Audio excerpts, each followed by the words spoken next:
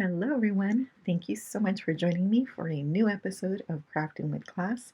Today, I have several little Halloween treat boxes to share with you featuring some of our favorite Halloween characters like Dracula and Frankenstein's monster and a sweet little midnight cat. I will be using Diamond Press's Halloween treat bags, but if you don't have this, I do have an alternative that I will share later on in this video.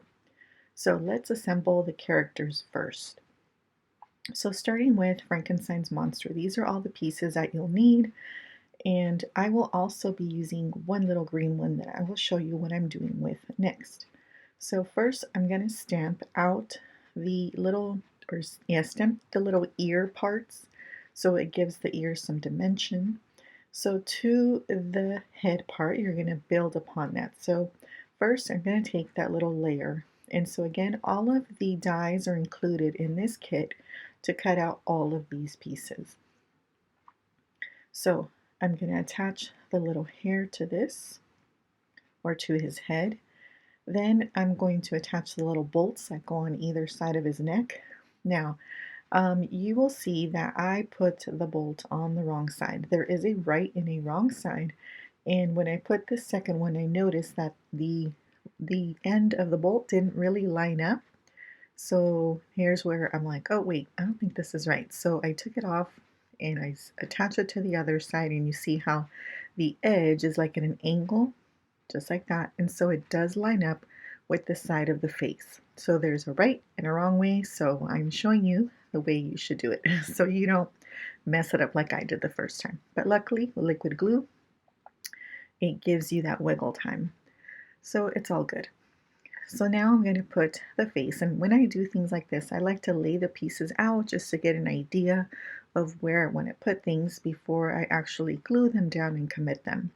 So I'm using these little shape sprinkles from Doodlebug. They're little creepy little eyes, and I've had them in my stash forever, and so I thought, oh, you know what, this is a perfect place to use these. So I'm going to take that little green circle that is the same, cut out from the same one as the eyes, and I'm going to cut it in half because I thought little Frankie has these droopy eyelids that give him that sleepy look, and so I thought he needed some droopy eyelids, and that's what I thought to do. So I'm moving the little eyeballs a little bit down. I put some foam adhesive on the back and then adhere it to the eyeball. And so you can see the difference, right? And I think this is the look that I wanted for my little Frankie guy. And I really like how that looks. Now the cool thing is you can kind of move the eyes, the position of the eyes, and that will change the look of your monster. So it can look kind of funny or kind of scarier depending on how you position the eyes. So I stamped the mouth, the little stitches, and now I'm going to go ahead and attach the eyes. And again, depending on how you put the eyes, it will give them a different kind of look. So play around with that and see what you like. So there are the two eyes, then I'm going to go ahead and adhere the eyebrows down to finish his look. All right, so there is the Frankie guy. Cute, cute, cute. And as you can see, I have the matching nails. Next, I thought Frankie should have a girl. So I kind of did my own little version here. So I cut out the hair by doing a partial die cut and to elongate her hair. So I cut a little strip out of white for that, little part of her hair that, is white.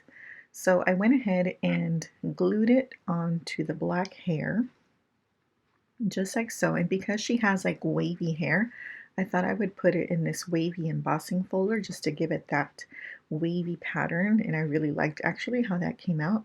So now it's ready to go onto her little face. So I'm going to go ahead and adhere. Everything else about her is the same as Frankie, but instead of the green little eyelids, I cut it out of purple glitter so she can have a purple glittery look onto her eyelids. So I'm going to go ahead and cut that in half so to get her two little eyelids, so they'll be like that. I'm going to also use those little fun eyes from Doodlebug and put them on so she can have some fun purple eyes to match with her purple eyeshadow. So I'm going to attach those with foam adhesive as well and secure them on the eye part. And I think it's just a really cute look for both of these Frankies. Now, when I'm editing this video, I realize that she doesn't have bolts. So I have since removed them and cut them off. So it's just her head.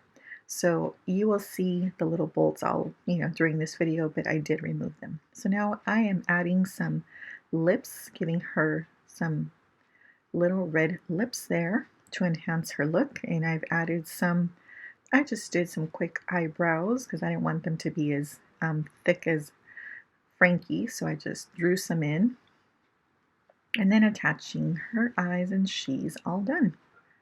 I thought she came out very cute for her bow. And here they are together. Very sweet little couple. All right, next is Dracula. So these are the pieces that you would need for Dracula. I am also going to be using the little eyes, but the stamp set does come with a little stamp so that you can stamp the eyeballs on there. So first I am attaching his hair up at the top. And these are actually very simple to line up and to stamp. I found that this was very easy to do with the set. It was very well designed, as usually Diamond Press kits are. So here's the little part of his costume or his wardrobe. I am popping up his little bow tie with a little bit of foam tape. Then I'm going to put the eyes on. So again, I'm going to use those little eyes later on. I am stamping the little fangs, mouth part, and there are the little eyes from Doodlebug. You could also use googly eyes. It would look super cute with this as well if you didn't want to stamp them. And then I'm going to color in his fangs so he can have white teeth because, he takes care of his hygiene. And then I forgot to stamp the little ear holes where his ears are. So there it is. Super cute. And he's all done.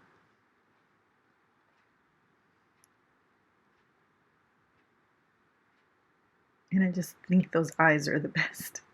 All right, and then next is the little kitty. So these are all the pieces for the little kitty. Those green ones will make up the eyes, and then the pink part is the nose. So first I'm going to stamp the whiskers. So I'm stamping it with Versamark ink because I wanted to heat emboss them. So I am putting some white embossing powder on there. I'm going to clean up any stray embossing powder and I'll heat set that.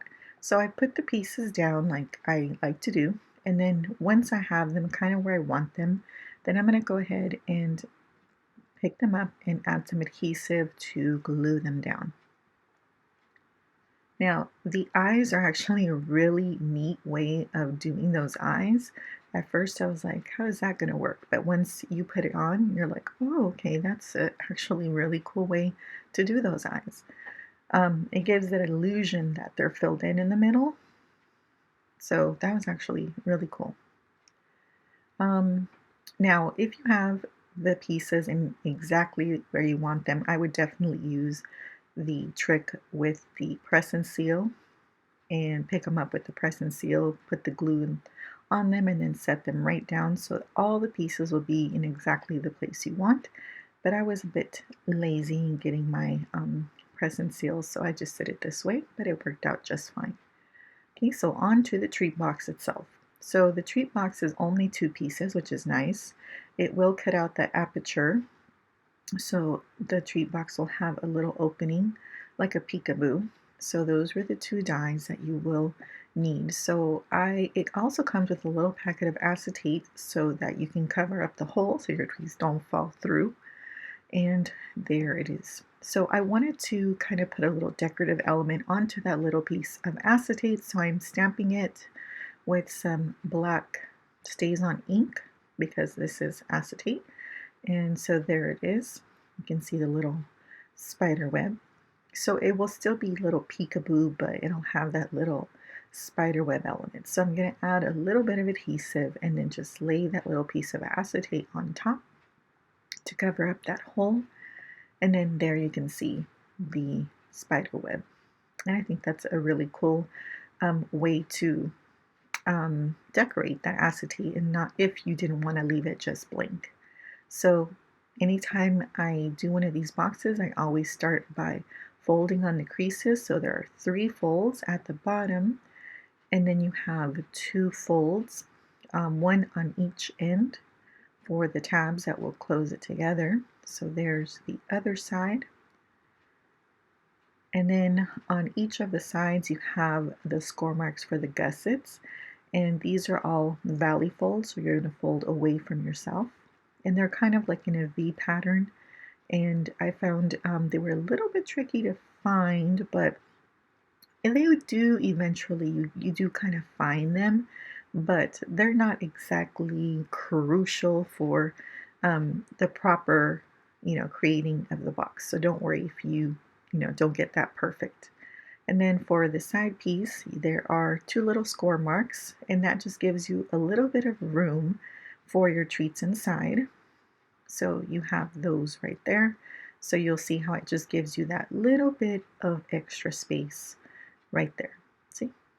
All right, so now we're ready to go ahead and adhere this. So the straight edge will go at the top because this is the little flap that will close your box at the top. So I'm going to go ahead and adhere that down, and I'm going to press down with my bone folder to make sure that it is a good adhesion, and I'm going to go ahead and fix it if I feel like it's not exactly straight. And then all you need to do is put some adhesive on the other end of the tab, and then you can fold it in half and it will close perfectly. So again, I will hold that just so the glue can set, and then I will use my bone folder to make sure that there is a good adhesion of those tabs. Then all you do to close it is pull in the sides and then put the little tab underneath the top flap, and then that will hold it together, and then push in the sides and then the flap down, and there's your little box. And then you just bring in whatever little top that you want to put onto the little box. You add glue to that flap and attach the little head that you want of whichever character for your little bags. In this case, it was for the bride because she wore a white dress, and even the backside is pretty finished too. Super, super cute. All right, so here are the 4 that I made with Count Dracula, and so you can see, his innards there. And then Frankie, I just put some silver paper, and then you saw me stamp the acetate on the bride. And then for the kitty, I just put a piece of black felt, so it's kind of, when you touch it, it's like fuzzy, so it's kind of cute that way too. Now, here's the alternate version. So my version fits a gift card. I used the Hello Pumpkin Slimline Shadow Box dies. That was an auto ship. And I used a lot of the elements here to decorate. So starting off with a piece of 5.5 by 8.5, you're going to score at 2.5 inches, then over at 4 inches, and then over to 6.5 inches.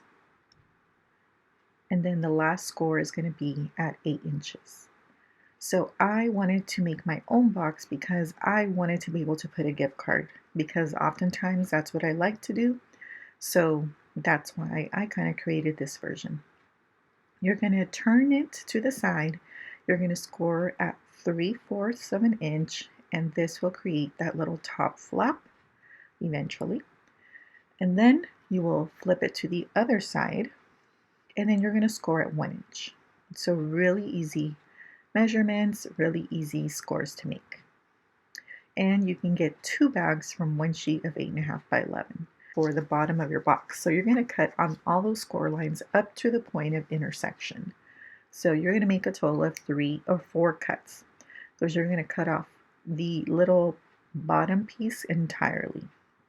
So you're going to cut that off completely, and then you're going to go ahead and now this is optional, but I like to cut at a slant on the smaller of the tabs just to make the box close a little bit easier, or a little more cleanly looking. So, but this is optional. Your box will still close even if you skip this step. So now I'm flipping over to the 3/4 inch side. I'm going to cut on the first score line, and then I'm going to cut all the way across. So I'm going to cut that whole part off.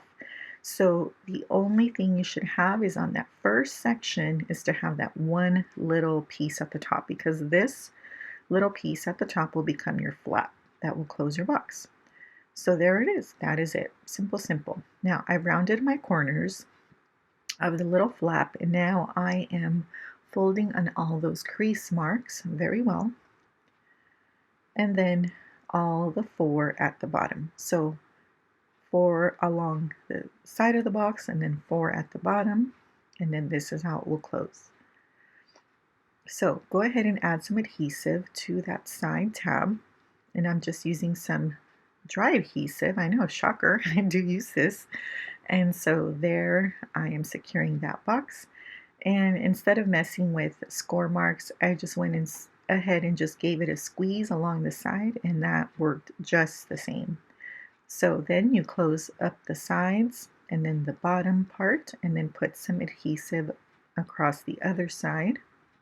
Again, I'm using some score tape, which is nice and strong, and then securing that to the bottom.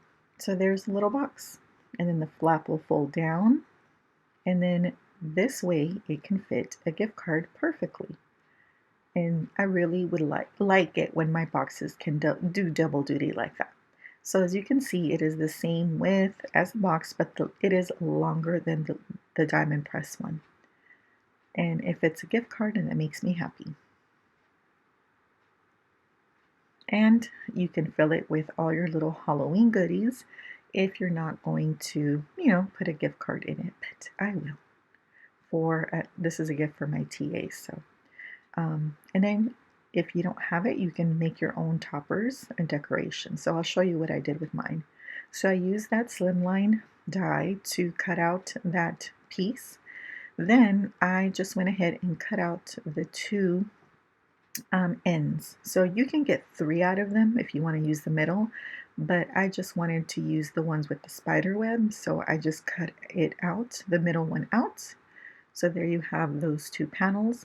I backed it with little pieces of purple cardstock that I cut down to size so that it would fit behind each of those pieces like so. And so I attached them like that.